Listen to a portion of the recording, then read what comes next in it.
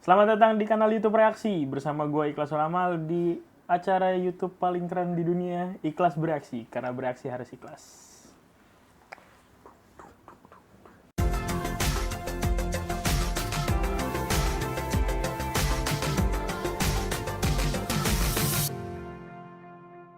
Bagi kalian yang mungkin belakangan ini ngeliat berita atau emang kalian suka atau concern gitu sama konflik dan sejarah, mungkin kalian tahu dengan apa yang terjadi di Afghanistan, dan kemarin-kemarin juga kayaknya rame banget kan di apa yang terjadi di Afghanistan. Tapi sebelum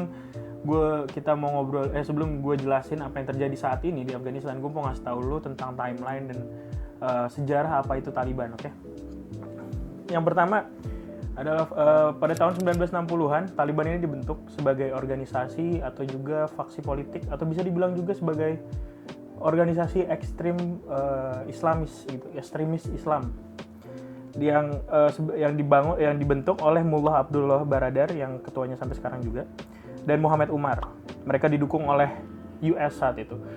Tapi dalam konteks yang berbeda ya, dalam konteks ketika pada saat itu di tahun 1960 perang ideologi soal Uni Soviet yang pengen bangun pemerintahan Afghanistan dengan ideologi komunisme gitu. Jadi US juga membantu Taliban pada saat itu. Bukan membantu sih, lebih mendukung. Dan pada akhirnya di tahun 1996 Taliban menduduki pemerintahan Afghanistan yang dipimpin pada saat itu presidennya adalah Muhammad Umar, yang tadi gue sebut bareng Muhammad Abdul Ghani Baradar yang kita tahu. Dan di tahun 2001 pemerintahan Taliban tadi digulingkan oleh intervensi militer oleh Amerika Serikat karena dianggap sebagai dalang dari penyerangan 9/11, peristiwa 9/11 yang semuanya kita pasti tahu soal itu, dan dianggap sebagai ngumpetin Osama Bin Laden yang akhirnya di tahun 2011 Osama Bin Laden akhirnya ditemukan di Pakistan dan ditembak mati oleh tim Amerika Serikat. Tapi sebelumnya di tahun 2004 NATO juga bergabung dengan US untuk mengamankan lah apa yang terjadi di Afghanistan, karena meskipun di tahun 2001 tadi Taliban akhirnya digulingkan, tapi serangan-serangan terorisme dari Taliban itu belum selesai juga dan masih terus berlanjut gitu. Jadi perang antara Taliban dengan AS, Taliban dengan pasukan Afghanistan itu sendiri masih sering terjadi gitu. Dan di 2016, Mullah Mansur yang saat itu menjadi pemimpin Taliban terbunuh oleh drone AS. Meski begitu juga para Taliban ini belum selesai dan ketuanya terus berganti. Dan di 2020 akhirnya ada kesepakatan bahwa AS menarik pasukan mereka dari Afghanistan. Dan ini juga tidak mengkondusifkan apa yang terjadi di Afghanistan gitu. Taliban bukan berarti berhenti perang melawan AS. Taliban lebih mengganti target mereka, bukan AS lagi, tapi ke masyarakat sipil dan juga pasukan nasional Afghanistan. Dan 2021 di waktu yang sama ketika Amerika Serikat menarik pasukan AS, Amerika menarik pasukannya, Taliban akhirnya juga menguasai negara tersebut, negara Afghanistan. Tapi kalau misalnya kita pikir-pikir ya, kenapa kayaknya Taliban tuh pengen banget sih, kenapa sampai perang 20 tahun tadi mau dijalani oleh Taliban untuk memimpin Afghanistan. Sebenarnya kalau misalnya kita ngobrolin kenapanya, Taliban ini dari awal udah jelas kalau mereka tuh pengen membuat negara yang memiliki pemerintahan Islami atau Syariah yang ketat, dan terkadang kita bisa bilang tuh intoleran lah ya di mata dunia gitu. Terus di tahun 1996 hingga 2001 tadi memang terjadi banyaknya pelanggaran HAM yang terjadi di Afghanistan. Selain karena tadi ada WTC itu, ternyata memang juga UN udah mau warning Afghanistan soal pelanggaran HAM yang terjadi. Salah satunya adalah yang paling di-concern di Afghanistan pada tahun itu adalah soal hak perempuan, yang di sana perempuan tidak boleh mendapatkan pendidikan dan juga karir di atas umur 10 tahun. Selain itu, mereka juga disuruh menggunakan penutup wajah dan juga sering mendapatkan kekerasan. Gitulah kira-kira. Tapi katanya Taliban yang di tahun 96-2001 tadi itu sangat berbeda di tahun 2021 kali ini. Bahkan di kemarin Zaibullah Mujahid, jubir Taliban, mengatakan hak-hak perempuan akan dihormati, mereka boleh bekerja, belajar, dan aktif bermasyarakat, tetapi menurut syariat Islam. Bagi para pengamat politik, terutama politik internasional, ini adalah salah satu kemajuan yang pesat dari Taliban.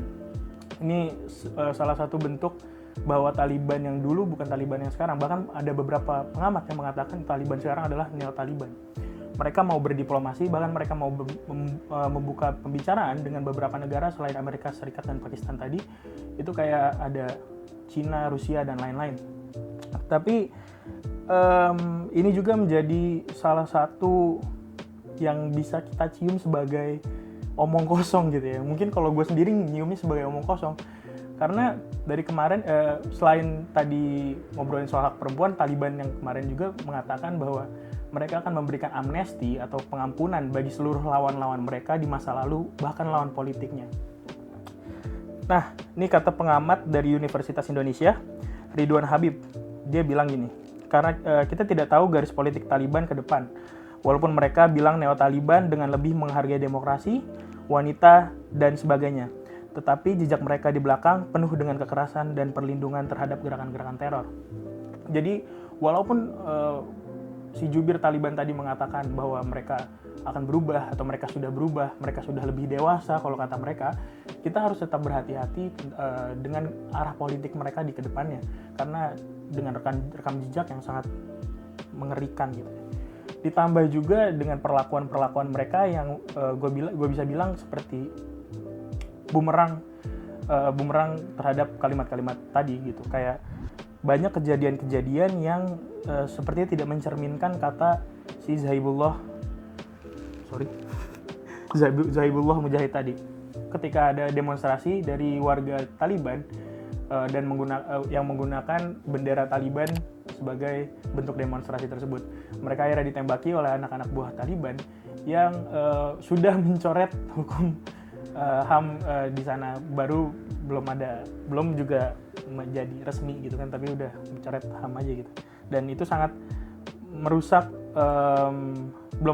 merusak citra Taliban di mata dunia. Bahkan ya dari awal aja udah nggak baik kita ngeliatnya gitu. Bahkan saking chaosnya di sana, ada kejadian tentang beberapa orang Afghanistan yang maksa untuk ikut pesawat Amerika Serikat. Bahkan mereka ikut di roda pesawatnya, dan akhirnya mereka jatuh dan meninggal. Itu saking chaosnya. Juga ada soal ibu-ibu di Afghanistan yang putus asa tentang masa depan anaknya, akhirnya memberikan anak-anaknya ini kepada tentara-tentara Amerika Serikat. Meskipun di salah satu foto ada yang mengatakan klarifikasi tentang bahwa anak tersebut adalah anak sakit yang akan dibawa ke Norwegia untuk dibawa ke rumah sakit dan akhirnya dikembalikan ke Afghanistan. Tapi kebanyakan orang lebih banyak percaya bahwa mereka memang diberikan untuk tinggal di Amerika Serikat, karena Amerika Serikat juga memiliki program untuk imigran dari Afghanistan, program khusus. Tapi kalau kita ngobrolin soal kayaknya chaos banget, banyak banget orang yang mau keluar dari Afghanistan. Gue juga mau ngobrolin soal diplomat kita di sana. Gimana sih orang-orang Indonesia di sana?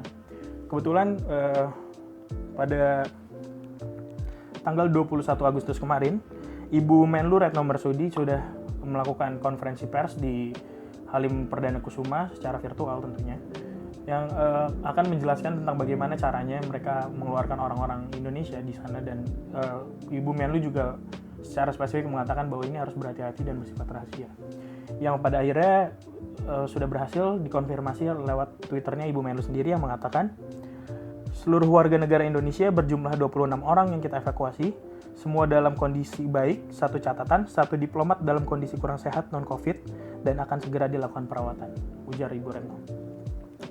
Jadi sebegitunya chaosnya apa yang terjadi di Afghanistan.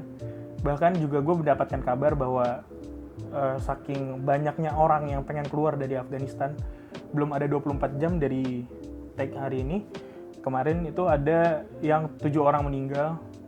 Itu bukan kenapa-napa ya, karena mereka desak-desakan untuk keluar dari Afghanistan. orang-orang segitu chaosnya, segitu macetnya, segitu penuhnya orang di bandara, dan kita doakan semoga semuanya baik-baik aja, semoga kedepannya bisa menemukan titik cerah dan kembali lagi ke seperti Afghanistan awalnya gitu, walaupun entah bagaimana caranya. Kita semua berharap agar semuanya baik-baik di sana untuk kedepannya setidaknya, dan semoga PBB dan pihak-pihak yang bersangkutan segera menemukan titik cerah untuk mendapatkan kesepakatan yang terbaik begitu.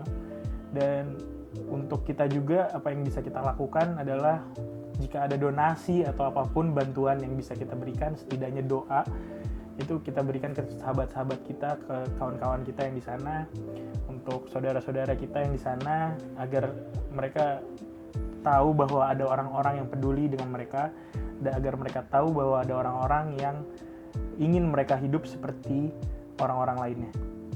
Sampai bertemu di episode selanjutnya.